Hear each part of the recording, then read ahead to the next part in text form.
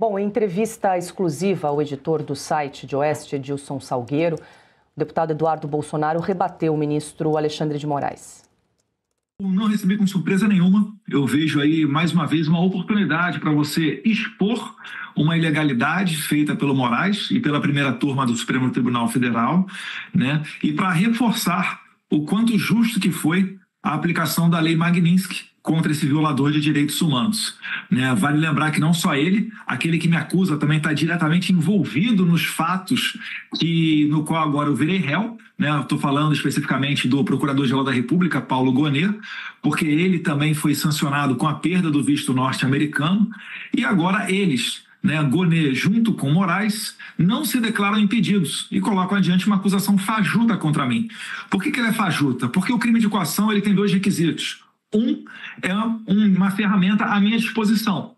Como o próprio Moraes falou aqui, a lei Magnitsky, né, é o que justifica, é o meio de pressão que ele está falando que eu usei no crime de coação.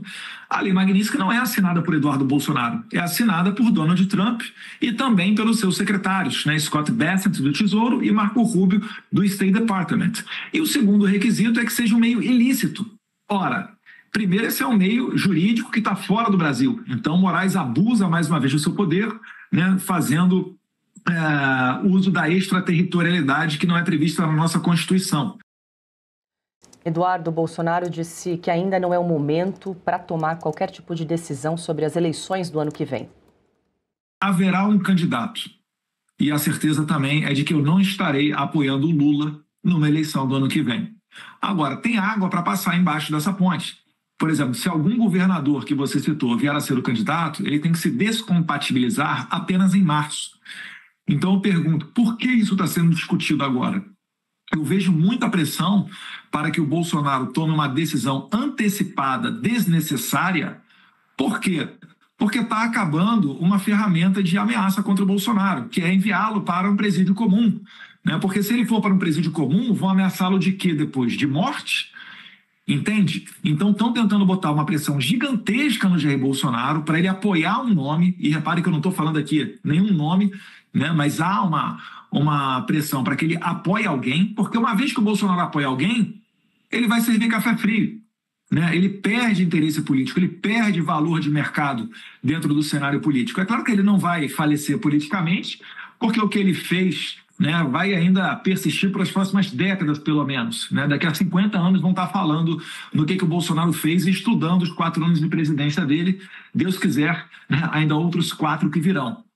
Então, esse é um assunto que eu vejo que ele não é prioritário. Prioritário agora, né, é a concentração nessa questão do envio dele para um presídio comum, nessa ilegalidade, e tentar fazer, né, um movimento contrário, uma pressão contrária, para constranger o Alexandre de Moraes, ou, se de fato ele tomar esse caminho, né, de mandar o Bolsonaro para a Papuda, de expor ao máximo ele e a Suprema Corte coniventes com mais esse abuso, com mais essa violação de direitos humanos.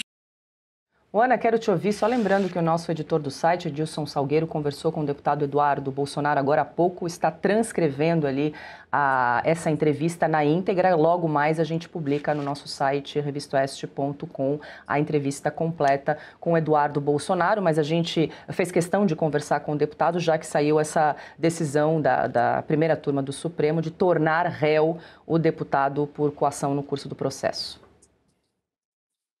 Bom, Paula, acho que mais uma vez o deputado mostra, e ele está aqui nos Estados Unidos, as razões da aplicação da Lei Magnitsky.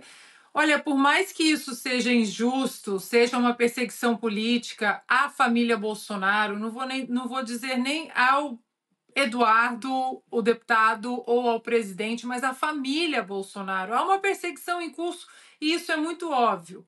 Agora, se nós podemos olhar com uma ótica positiva dessa perseguição, essa específica, o Supremo Tribunal Federal formando maioria para tornar o deputado réu, isso só coloca exatamente as coisas onde elas sempre estiveram para os americanos.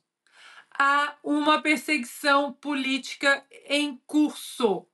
Porque quando o Lula deu a primeira entrevista depois daquele primeiro encontro, não o encontro da química maravilhosa de 39 segundos, mas quando o Lula disse que não, eu encontrei o presidente Donald Trump e eu disse para ele não, né? A equipe do Lula disse que o que contaram para o presidente Trump sobre o Brasil, sobre o STF, sobre isso, sobre aquilo, que tudo é mentira, que tudo é absolutamente.